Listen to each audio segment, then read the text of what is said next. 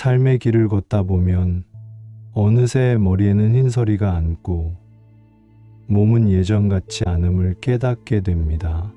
우리는 흔히 오래 사는 것을 인생의 가장 큰 축복이라 여기고 건강을 위해 좋다는 것은 무엇이든 찾아다니며 애씁니다.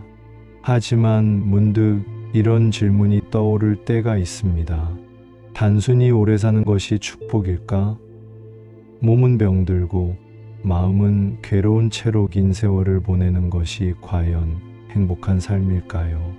나이가 들수록 건강에 대한 걱정은 늘어가고 젊은 날에는 느끼지 못했던 마음의 불안과 외로움이 그림자처럼 따라붙습니다. 육체의 쇠약함은 물론이고 사랑하는 사람들을 하나둘 떠나보내는 상실감, 자녀들과의 관계에서 오는 거리감 등 마음의 고통 또한 만만치 않습니다. 과연 육체적인 수명만 늘리는 것이 우리의 목표가 되어야 할까요? 오래 사는 것의 진정한 의미는 무엇일까요? 이 질문은 아주 오래전 인도의 한 수행자가 던졌던 질문과 닮아 있습니다.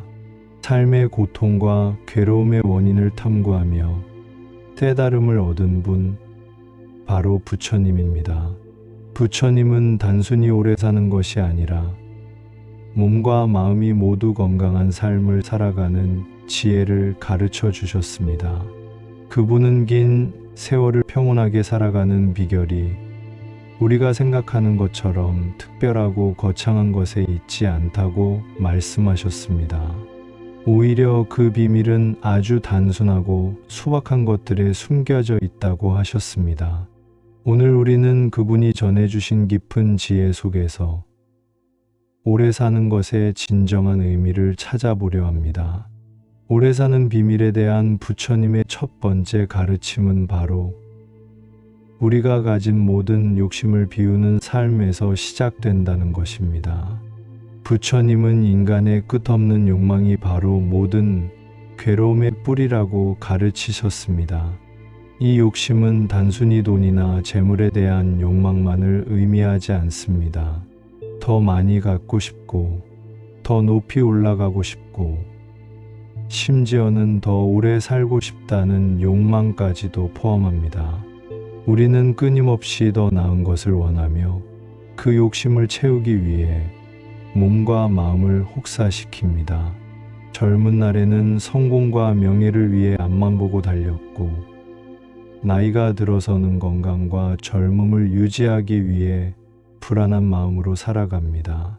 하지만 이러한 욕심은 마치 마르지 않는 샘물처럼 채워도 끝이 없습니다. 하나의 욕심이 채워지면 또 다른 욕심이 고개를 들고 우리는 그 끝없는 욕망의 굴레에 갇혀 진정한 평화를 누리지 못하게 됩니다. 부처님은 이 욕심을 내려놓는 것이야말로 오래 사는 삶의 첫 번째 비결이라고 말씀하셨습니다. 여기서 말하는 오래 사는 삶은 단순히 수명이 긴 것을 의미하지 않습니다. 욕심으로 가득 찬 마음은 늘 불안하고 초조하며 결국 우리의 몸과 마음을 병들게 합니다. 반면 욕심을 비운 마음은 가볍고 평온하여 어떤 상황에도 흔들리지 않는 굳건한 평화를 누립니다. 더 이상 더 많이 가지려 애쓰지 않을 때 우리는 지금 가진 것에 만족하는 법을 배우게 됩니다. 더 오래 살기 위해 애쓰는 대신 지금 이 순간을 충실하게 살아가는 지혜를 얻게 됩니다. 욕심을 비워내는 연습은 마치 우리 마음속에 무거운 짐을 하나씩 내려놓는 것과 같습니다. 그 짐을 내려놓을 때 우리는 비로소 가볍고 자유로운 마음으로 남은 인생을 살아갈 수 있을 것입니다. 오래 사는 비밀은 몸의 건강뿐만 아니라 마음의 평온에 있습니다. 부처님은 모든 괴로움의 근원이 우리 마음에서 비롯된다고 가르치셨습니다. 우리의 마음은 마치 통제되지 않는 야생마와 같습니다. 한순간도 가만히 있지 않고 과거의 후회와 미래의 불안, 그리고 끝없는 잡념 속을 헤매며 우리를 불안하고 병들게 합니다. 우리가 건강하게 오래 살기 위해서는 이 흔들리는 마음을 다스리는 지혜가 필요합니다. 부처님은 몸이 병드는 것도 마음이 병들었기 때문이라고 하셨습니다. 끊임없는 분노와 미움, 질투와 원망은 우리의 몸을 갉아먹는 독과 같습니다. 이러한 감정들은 혈압을 높이고 면역력을 떨어뜨려 결국 육체적인 질병으로 이어지게 됩니다. 반면 평온하고 감사하는 마음은 우리의 몸을 치유하고 활력을 불어넣어 줍니다. 마음을 다스린다는 것은 우리의 감정을 억누르는 것을 의미하지 않습니다. 그것은 내 마음속에서 일어나는 모든 감정들을 있는 그대로 인정하고 그 감정에 휩쓸리지 않는 것을 의미합니다. 슬픔이 찾아오면 그 슬픔을 외면하지 않고 그저 바라보는 것입니다. 분노가 치밀어 오르면 그 분노를 폭발시키는 대신 잠시 멈추어 그 감정이 어디서 왔는지 들여다보는 것입니다. 이처럼 자신의 마음을 관찰하고 이해하는 연습을 통해 우리는 감정의 노예가 아닌 마음의 주인이 될 수 있습니다. 마음을 다스리는 사람은 어떤 상황에도 흔들리지 않는 평온함을 유지하며 그 평온함은 곧 우리의 육체적인 건강으로 이어집니다. 부처님은 마음을 다스리는 것이야말로 오래 사는 삶의 가장 근본적인 비결이라고 가르치셨습니다. 이제부터 우리는 몸의 건강을 챙기는 것만큼이나 우리 마음의 평화를 지키기 위해 노력해야 합니다. 오래 사는 지혜는 극단적인 삶의 방식에서 벗어나 중도종đạo 을 따르는 데 있습니다. 부처님은 젊은 시절 모든 것을 버리고 극단적인 고행을 실천하며 깨달음을 얻으려 하셨습니다. 하지만 그 고행은 몸을 쇠약하게 만들었고 결국 깨달음에 이르지 못했습니다. 그 후 부처님은 극단적인 고행과 쾌락을 모두 버리고 이 둘 사이의 균형을 찾는 중도의 길을 발견하셨습니다. 이 가르침은 우리의 삶에도 그대로 적용됩니다. 오래 산다고 해서 무조건 많이 먹고 편안하게 지내는 것만이 능사는 아닙니다. 또한 지나치게 건강에 집착하여 모든 것을 제한하고 자신을 괴롭히는 것 또한 올바른 길이 아닙니다. 중도는 이양극단을 벗어나 몸과 마음의 조화를 이루는 삶을 의미합니다. 음식을 먹을 때도 배고프지 않을 만큼만 몸에 좋은 것들을 적당히 섭취하는 것입니다. 운동을 할 때도 자신의 몸 상태에 맞게 무리하지 않는 선에서 꾸준히 하는 것입니다. 인간관계 또한 마찬가지입니다. 지나치게 많은 사람과 관계를 맺어 에너지를 소모하거나 반대로 모든 관계를 단절하고 홀로 지내는 것 또한 바람직하지 않습니다. 나이가 들수록 나의 행복을 위해 적당한 관계를 유지하며 나에게 진정으로 중요한 사람들과의 소중한 인연을 지켜가는 것이 중요합니다. 이처럼 중도의 삶은 과유불급의 지혜를 실천하는 것입니다. 너무 많이도 너무 적게도 아닌 딱 적당한 균형을 찾는 삶입니다. 우리의 몸과 마음이 가장 편안하게 느낄 수 있는 그 지점을 찾는 것이야말로 건강하게 오래 사는 가장 중요한 비결입니다. 우리 삶의 괴로움은 때로 우리와 가장 가까운 관계에서부터 시작됩니다. 특히 나이가 들수록 자녀와의 관계나 친구와의 다툼 등으로 마음의 짐이 무거워지곤 합니다. 부처님은 건강하게 오래 살기 위해서는 이 관계의 짐을 내려놓고 마음을 가볍게 해야 한다고 가르치셨습니다. 우리는 흔히 자녀에게 기대하고 배우자에게 실망하며 친구에게 서운함을 느낍니다. 하지만 이러한 감정들은 모두 상대방이 내가 원하는 대로 행동해 주기를 바라는 마음에서 비롯됩니다. 우리는 자녀가 내가 바라는 삶을 살기를 원하고 배우자가 내가 생각하는 모습으로 있어 주기를 바랍니다. 이처럼 상대방을 내 마음대로 통제하려는 욕심과 집착이 바로 관계의 고통을 낳습니다. 부처님은 모든 존재는 독립된 하나의 인격체이며 끊임없이 변하는 존재라는 무상의 진리를 깨닫는 것이 중요하다고 하셨습니다.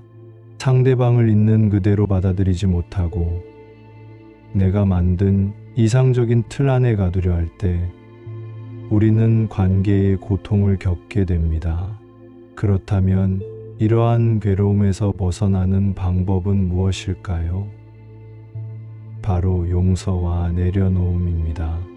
용서는 나에게 상처를 준 사람을 미워하는 마음의 짐을 내려놓는 것입니다. 용서는 상대를 위한 것이 아니라 결국 고통 속에 갇힌 나 자신을 위한 행위입니다. 우리가 누군가를 미워하는 마음을 가지고 있다면 그 마음은 마치 뜨거운 숯을 손에 쥐고 있는 것과 같습니다. 상대방에게 상처를 주려다 결국은 자기 자신만 고통받게 됩니다. 그리고 자녀에 대한 기대, 배우자에 대한 집착을 내려놓을 때 우리는 조건 없는 사랑을 베풀 수 있게 됩니다. 관계의 짐을 내려놓을 때 우리는 더 이상 타인의 시선이나 평가에 얽매이지 않고 진정한 자유와 평화를 누리게 됩니다. 관계의 짐을 내려놓는 것은 결코 무책임한 것이 아니라 나의 마음을 보호하고 건강하게 오래 살기 위한 현명한 선택입니다. 오래 사는 삶의 비결은 바로 지금 이 순간에 집중하는 것입니다. 부처님은 우리가 과거의 기억에 얽매이거나 미래의 불안에 사로잡히는 것을 멈추고 지금 이 순간에 온전히 머무르는 마음 챙김의 중요성을 강조하셨습니다. 우리는 흔히 과거에 일어났던 일들을 곱씹으며 후회하고 미래에 닥칠지도 모르는 일들을 미리 걱정하며 살아갑니다. 지난날의 실패를 끊임없이 되새기며 스스로를 자책하고 자녀의 미래를 걱정하며 마음의 평화를 잃습니다. 하지만 과거는 이미 지나갔고 미래는 아직 오지 않았습니다. 우리가 실제로 살 수 있는 시간은 오직 지금 이 순간뿐입니다. 마음 챙김은 바로 이 끊임없는 잡념의 흐름을 멈추고 지금 우리가 하고 있는 일에 온전히 집중하게 하는 연습입니다. 아침에 눈을 떠 창밖을 바라볼 때, 따뜻한 차 한 잔을 마실 때, 길을 걸을 때, 심지어는 숨을 들이쉬고 내쉬는 그 순간순간에 우리의 의식을 온전히 가져다 놓는 것입니다. 우리는 식사를 하면서도 다른 생각을 하고 산책을 하면서도 미래의 걱정에 사로잡힙니다. 온전히 현재를 살지 못하는 삶은 결국 매 순간을 놓치는 삶입니다. 부처님은 오직 현재에 깨어 있을 때 우리는 삶의 고통과 불안에서 벗어날 수 있다고 가르치셨습니다. 고통의 대부분은 아직 오지 않은 미래에 대한 두려움이거나 이미 지나간 과거에 대한 후회입니다. 현재의 순간에는 생각보다 괴로움이 많지 않습니다. 온전히 지금 이 순간을 느낄 때 우리는 불안과 걱정의 그림자에서 벗어나 평화로운 마음을 얻을 수 있습니다. 오늘 하루 여러분의 마음이 어디를 향해 있는지 한번 돌아보세요. 혹시 과거의 후회나 미래의 불안 속에 있다면 지금 하고 있는 일에 집중하며 마음 챙김을 실천해 보세요. 밥 한 숟가락을 천천히 씹고 차 한 모금의 온기를 온전히 느껴보세요. 그 작은 순간들이 모여 여러분의 삶을 평온으로 채워줄 것입니다. 오래 사는 삶의 비밀은 우리가 가진 모든 것을 감사함으로 받아들이는 태도에 있습니다. 부처님은 인간의 괴로움이 없는 것을 가지려 하고 있는 것을 당연하게 여기는 마음에서 비롯된다고 가르치셨습니다. 우리는 더 많은 것을 소유하려 끊임없이 애쓰지만 정작 지금 우리에게 주어진 소중한 것들은 잊고 살아갑니다. 건강한 몸으로 걸을 수 있고, 사랑하는 사람의 목소리를 들을 수 있고, 아침에 떠오르는 해를 볼 수 있는 것. 이 모든 것들이 결코 당연한 것이 아닙니다. 나이가 들수록 몸은 쇠약해지고 주변 사람들과의 이별을 경험하게 됩니다.